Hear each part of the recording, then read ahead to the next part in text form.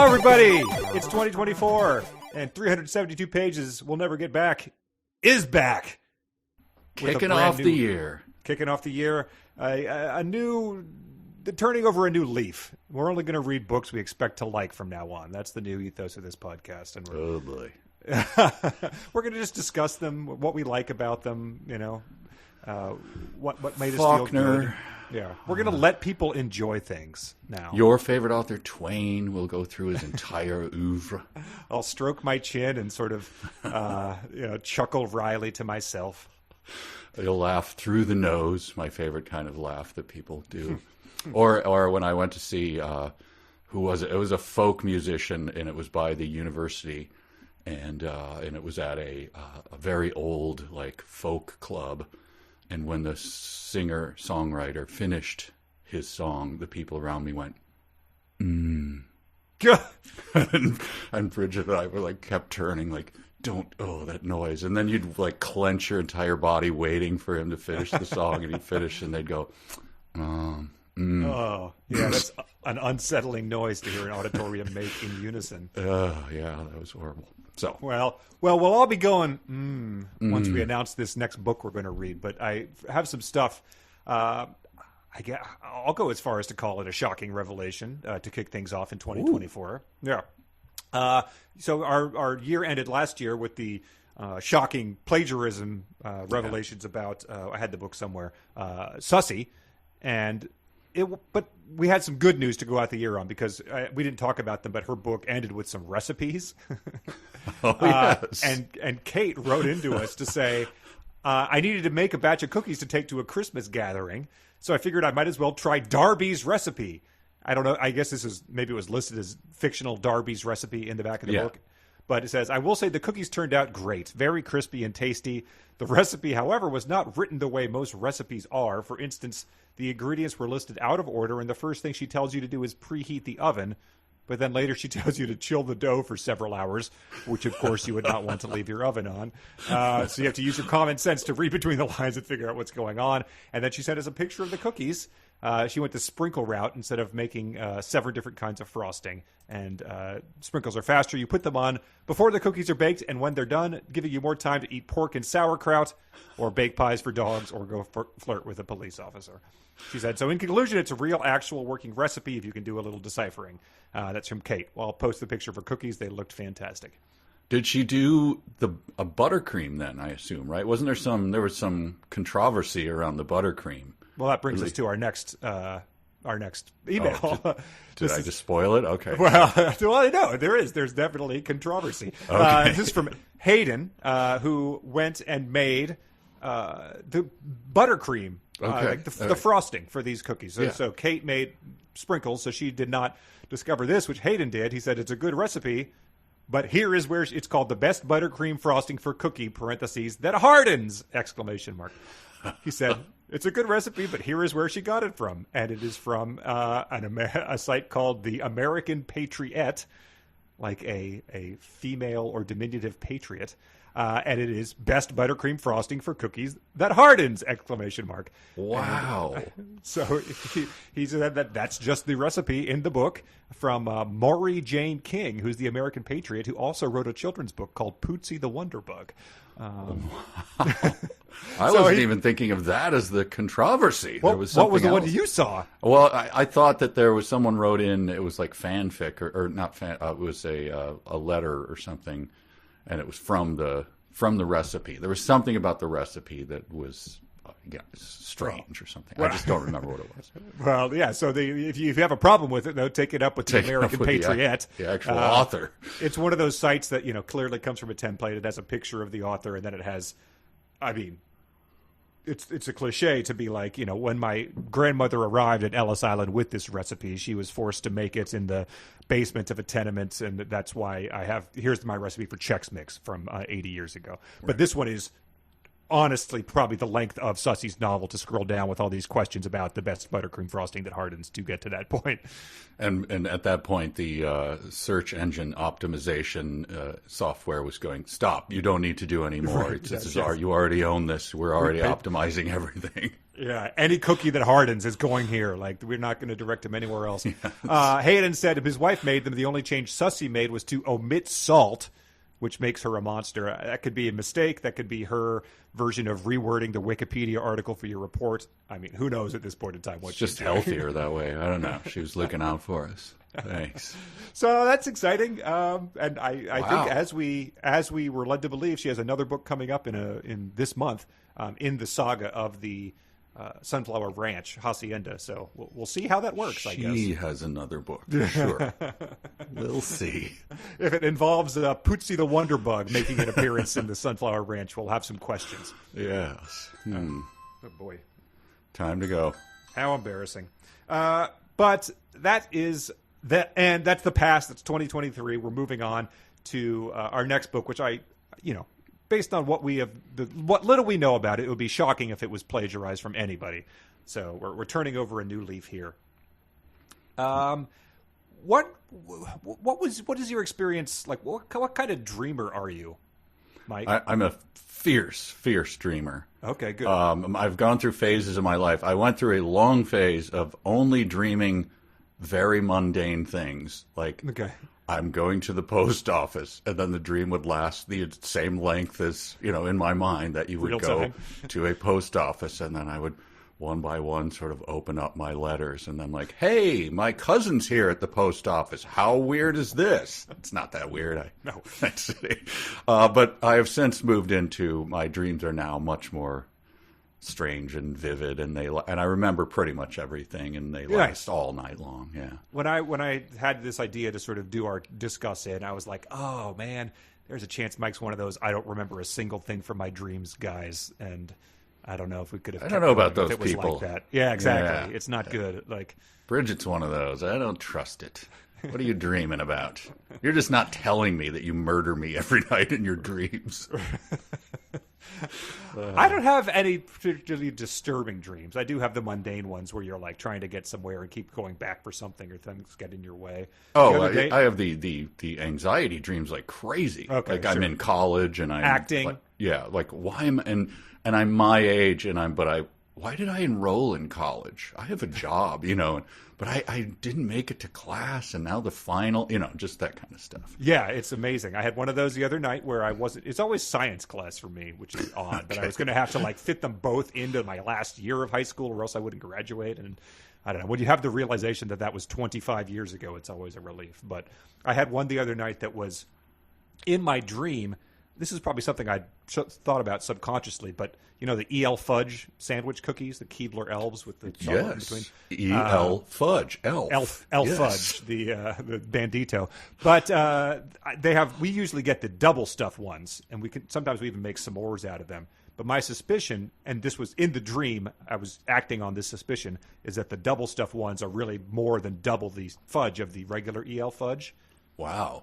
And so in my dream, I was like, all right, here's what we're going to do. I'm going to get the scale, and I'm going to actually settle this once and for all. I'm going to, tear the normal fudge, TARE, so I know what that weighs, put the other one in, and if that's double the weight, I'll finally have settled this. And then I woke up and didn't have a chance to see what's going on. So, wow. All right. I'll do that for everybody. I'm sure people are fiercely debating it already, whether it is more or less than double, but we'll settle that in a Patreon video.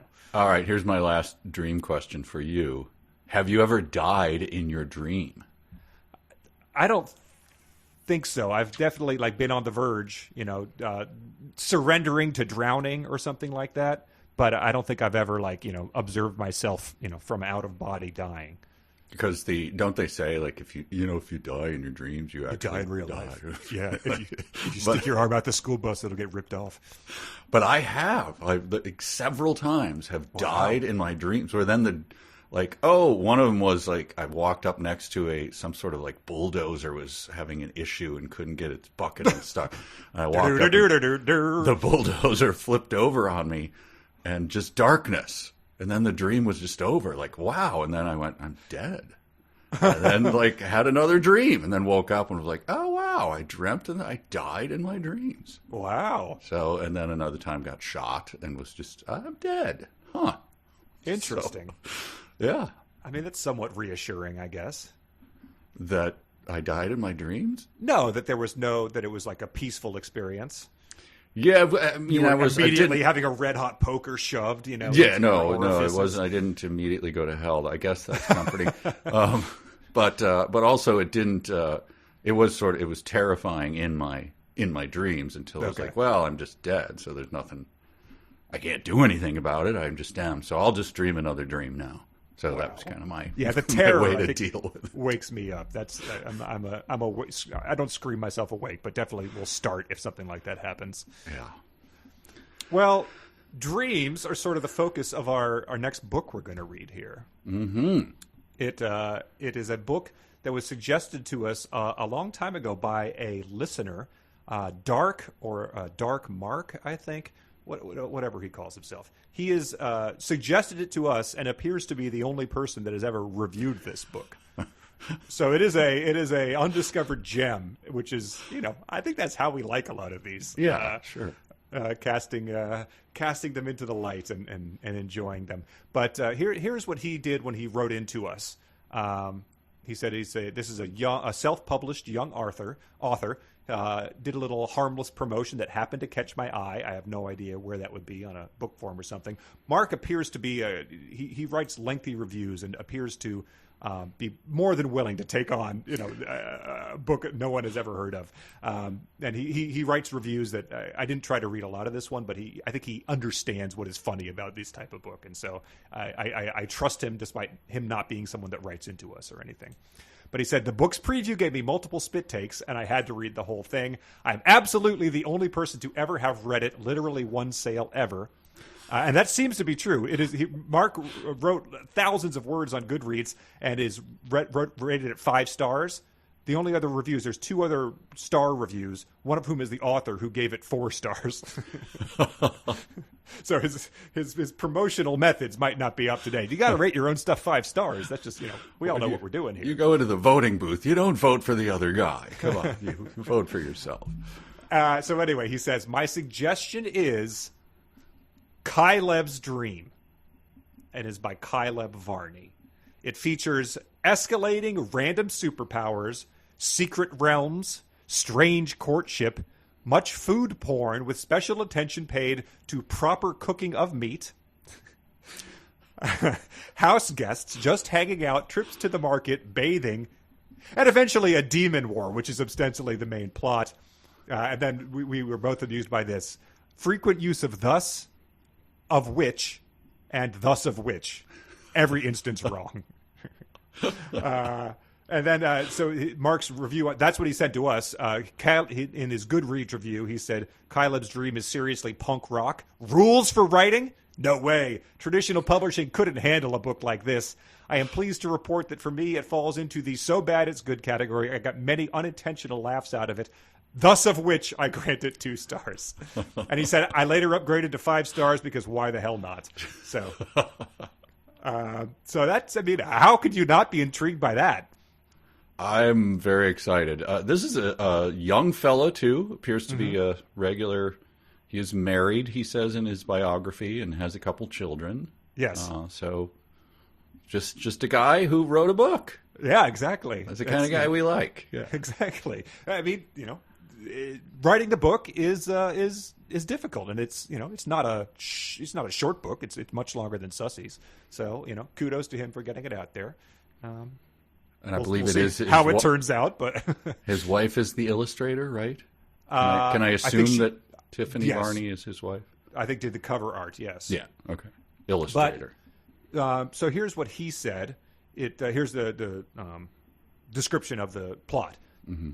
Once just a dream. So maybe like who is that? The famous voiceover guy, Don. Don LaFontaine. Oh, is he the guy who was in a world? In a world, maybe. Yeah. He's one of them. Yeah. Once just a dream, now turned into reality. The young master of the White Blades must fight to save the world. There is always good and evil, and the struggle is just part of that existence. Having only been a warrior, an ancient race born in the early years of recorded history. For a few years, this young man must deal with the responsibility of both his newfound power and life. He must learn to find a balance within the world and himself.